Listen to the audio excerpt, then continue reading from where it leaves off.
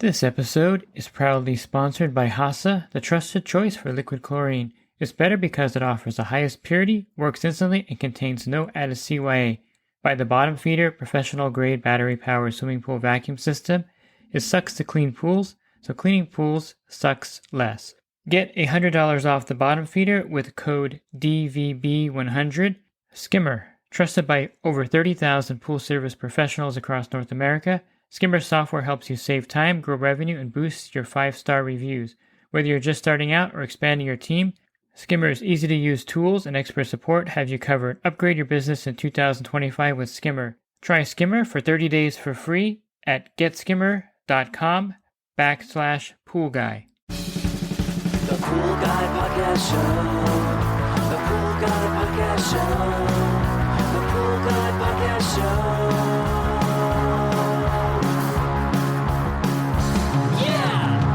Hi, welcome to the Pool Guy Podcast Show. In this episode, I'm going to talk more about pool design and some things as a service pro that builders should pay attention to, which some don't. A lot of this has to do with what the homeowner wants, of course, so I can't blame builders entirely, but there are a lot of things that we as service pros would like to see on a pool, or certain things about the pool that we would like to see to make it easier to service and maintain.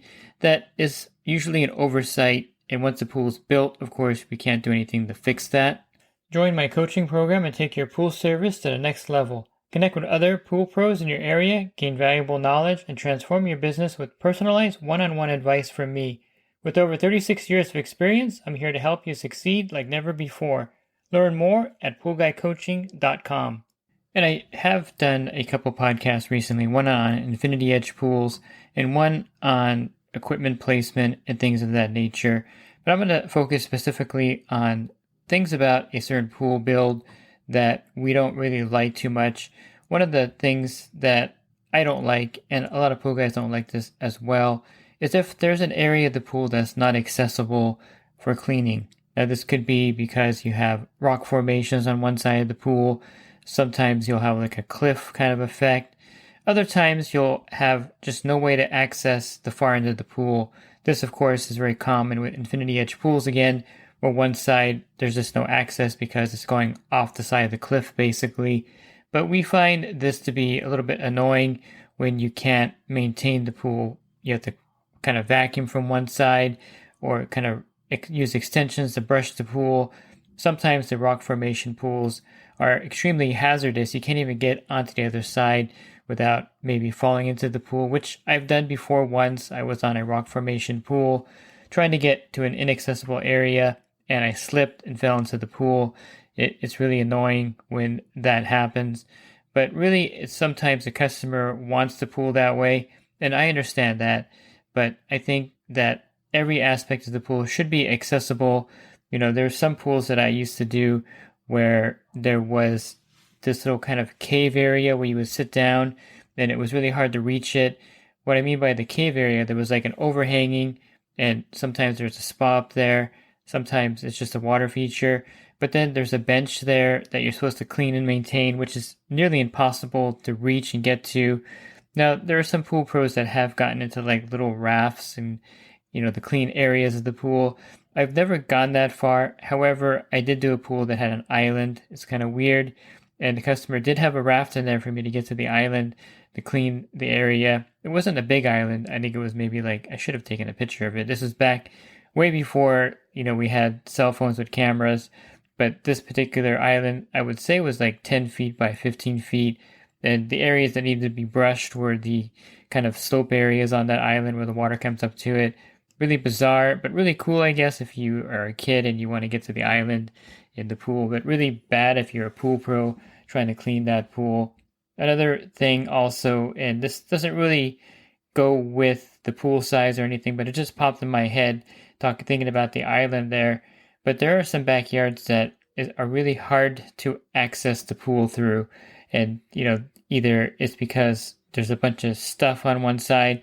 Sometimes there's RV parking or boat parking, and they'll park an RV or boat, and it's nearly impossible to get through there. A lot of times, maybe you have a one-car driveway, and you can't get past the cars there to even open the gate to get your equipment in there.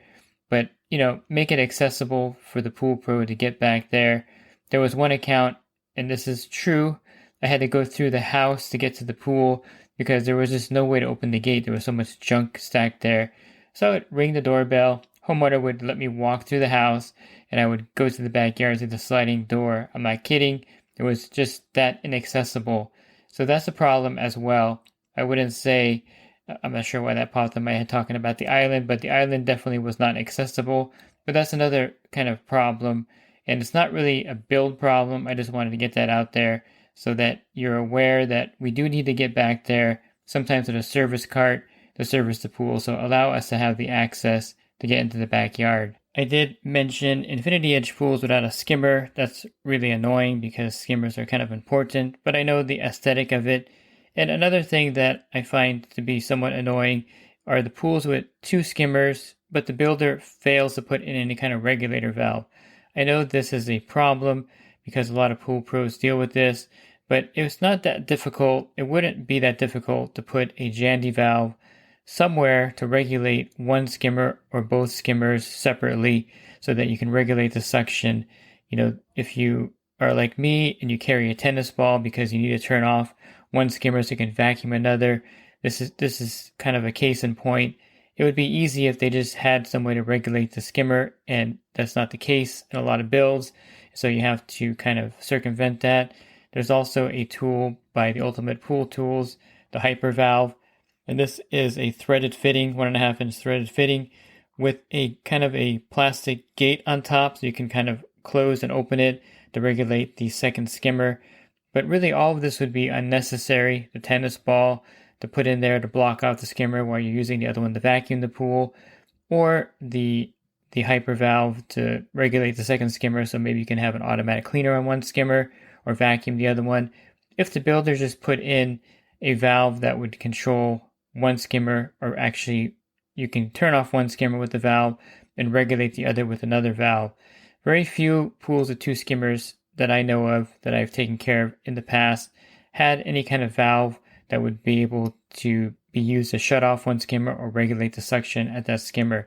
So another problem, and something that is easily rectified at the build, and is something that should be done in a lot of cases. Another thing is putting the equipment below sea level. Now I know in some cases it's impossible to avoid this because of the backyard, but in other cases it's really not impossible to avoid it. In fact, some of the below sea level equipment is just slightly below the pool water level, and this may be an oversight. It may just be the fact that no one thought about it, but these slightly below sea level pools, maybe they're half a foot or a foot below the water line, are problematic for a lot of reasons. One of them is any kind of major repairs that need to be done.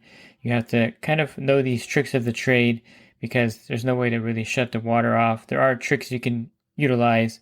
There's a device called the flood plug. If you look for this online, I think someone sells it somewhere, but the flood plug is a tool kind of like the old shoelace tied to the rag trick, where you tie a shoelace to a rag, stick it in the plumbing to at least stop the water while you're doing some replumbing, and then when you have the right angle or you're above sea level, pull that rag through with the shoelace, and hopefully it won't snap off and the rag gets stuck in there and you got to cut the plumbing and redo it.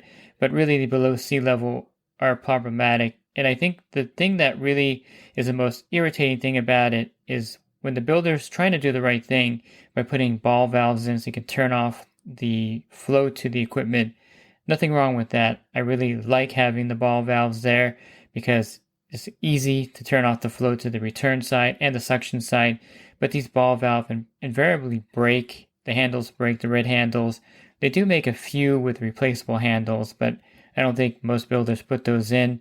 And once those red handles break on those ball valves, you're using your channel locks to kind of turn it, and it becomes a real annoyance when it would be so easy, extremely easy for the builder to spend a little extra money to put in Jandy valves so that you can just use the Jandy valve to turn off the flow. These are the best below sea level pools, the ones with the Jandy valves. I love these.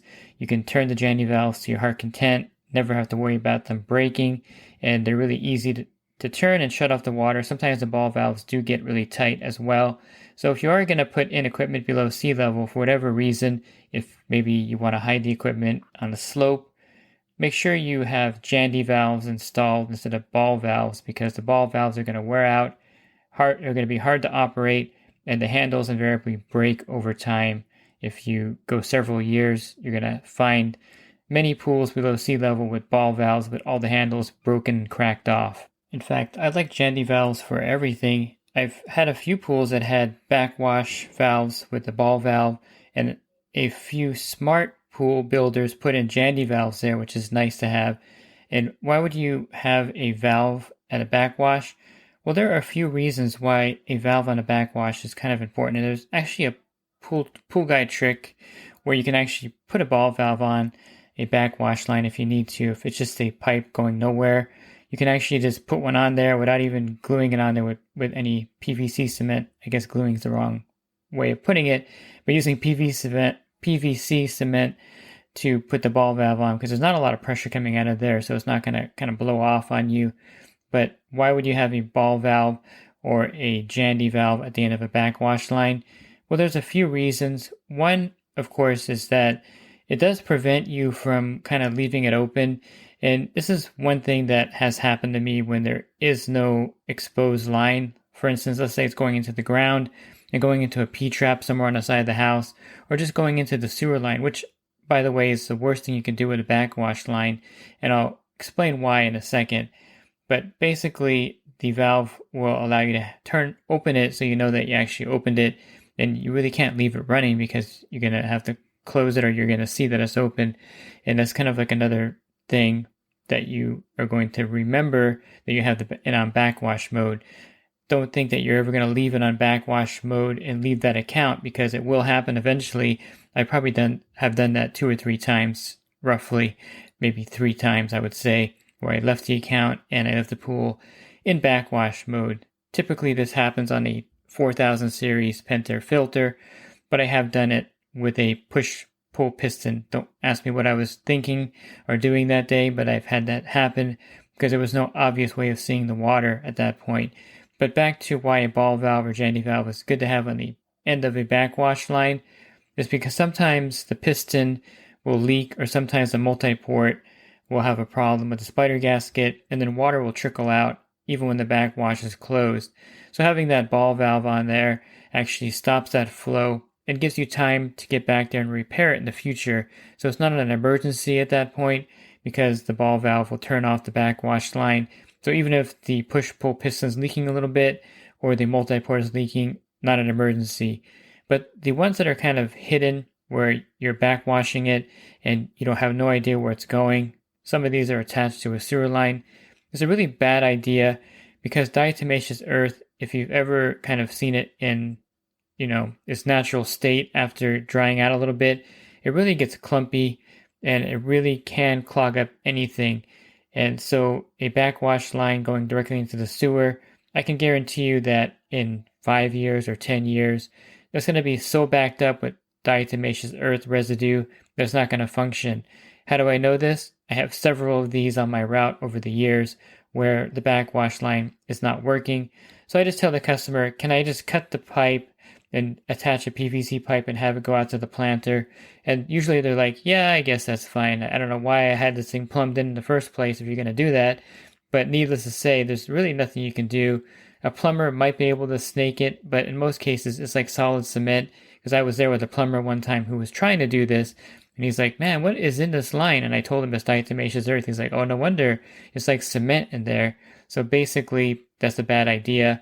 If you have a D filter, don't put in a backwash line that's plumbed directly to the sewer. It's better if it's just going to the planter or somewhere where you can make sure that you have a clean line. I did mention in the other podcast about equipment like right up against the wall of the house and pumps you can't move or change the motor without moving the whole pump because there's no access.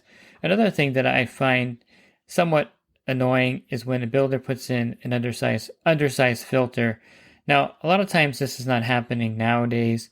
Most builders will put in a big filter, but this happened a lot in the 80s and 90s, where you get to a surface account, it's like a 25,000 gallon pool, and it has a 36 square foot D filter. I'm not kidding. I'm sure you have these on your route where it's like this filter is so dinky. Even a 48 square foot, I think, is problematic for a 25 or 30,000 gallon pool. And then, of course, in Florida, the whole state has the single bullet cartridge filters everywhere, which I'm not sure who the salesman was back then, but they did a pretty good job of selling everyone in Florida on these really tiny filters. To me, I would say that you would want a bigger filter right away because bigger is better. There's just no arguing with that. If it's a sand filter, cartridge filter, DE filter, the bigger the filter, the better the water quality, the less time in between cleanings, and the easier it is to maintain the pool. But this was a problem back in the 80s and 90s where they were just putting in a lot of smaller filters, DE filters in particular, and they were just putting in a 36 square foot or 40 square foot filter. And if you cut that thing out and put in a 450 square foot cartridge filter or 500 or 600 square foot cartridge filter, you're going to see a tremendous amount of flow for that pool. And it's something that has been a real handicap with that pool with a smaller filter. So even in Florida, I recommend the quad cartridge filters. It's going to really make your life easier. If you have a 150 square foot single bullet cartridge filter and you put a 450 square foot quad cartridge filter in there, you're not cleaning that filter every month or replacing it every 10 months. You're actually going every 6 months and replacing those cartridges every 3 years. So it's definitely a win, in my opinion, to get a bigger filter. Even somewhere like Florida, where it's kind of unheard of with all the small single bullet cartridge filters, it's going to make the maintenance of the pool very simple and easy with that larger filter. This again is not a modern problem, but it is something that you have to deal with. And that is pools that are built with no side port for a suction cleaner. Now in my area, Arizona, I'm in Southern California, but areas like Arizona, Nevada, parts of Texas, New Mexico, we like suction cleaners because of the fine dirt that gets in the pool and the ease of use. And a side port is something that most builders put in starting in the late 90s all the way to present. I find it pretty rare to find a new pool without a side port installed, but there are a lot of older pools, again, built in the 80s and 90s that have no side port, which leaves you with just a skimmer for the automatic cleaner attachment. It's not the end of the world. You can attach the cleaner to the skimmer, but you're actually sacrificing some of the surface debris skimming. That's one reason why the bouncing type cleaners were so popular in the 90s and early 2000s. You may wonder, well, why was the Creepy Crawly or the Zodiac G2 or G3 so popular? When you took over a pool, it had one of these invariably, like Creepy Crawly or something of that nature. Well, the bouncing effect of those cleaners actually knocked debris down to the bottom of the pool, so that would kind of counterbalance the fact that you have it connected to the skimmer, and the skimmer is not actually taking a lot of the surface debris in because you're kind of sharing the suction with the automatic cleaner.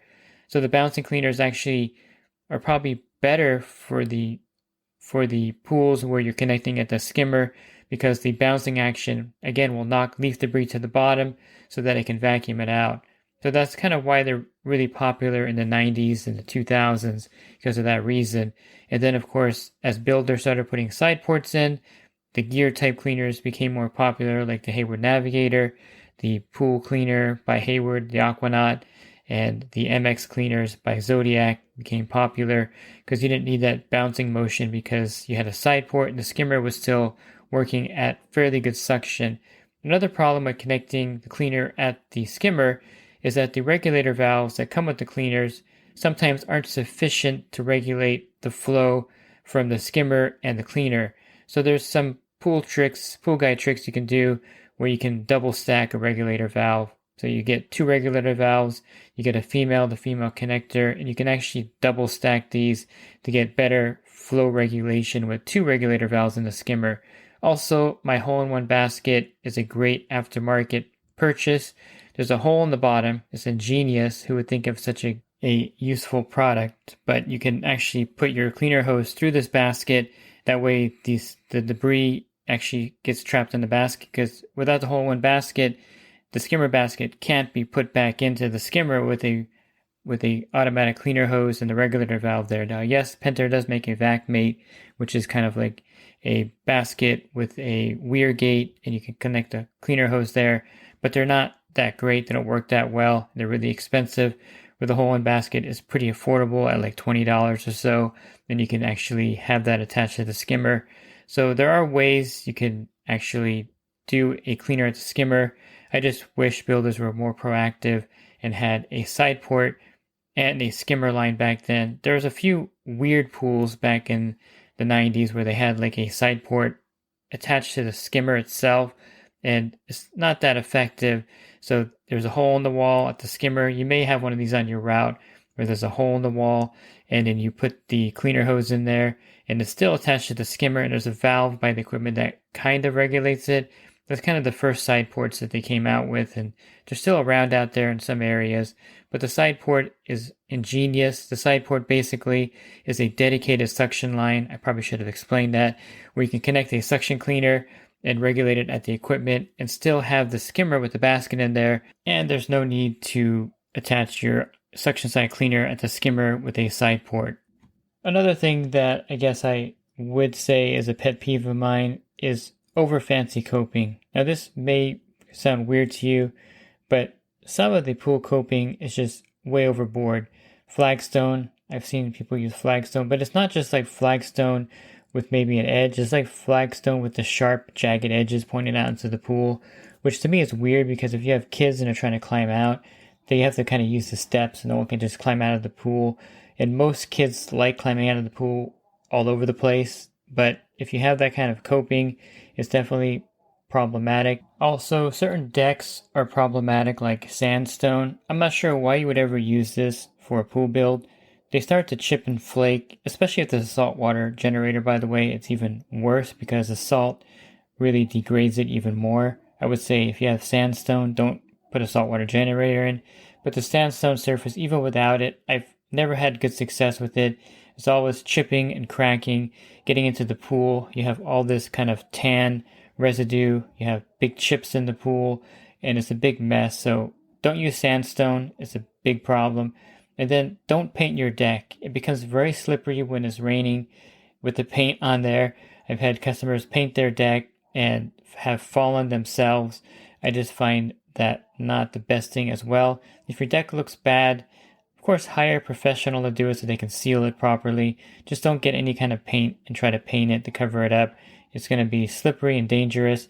And I don't think it's wise as well to paint a pool. If the pool plaster is getting old now, I've seen this happen.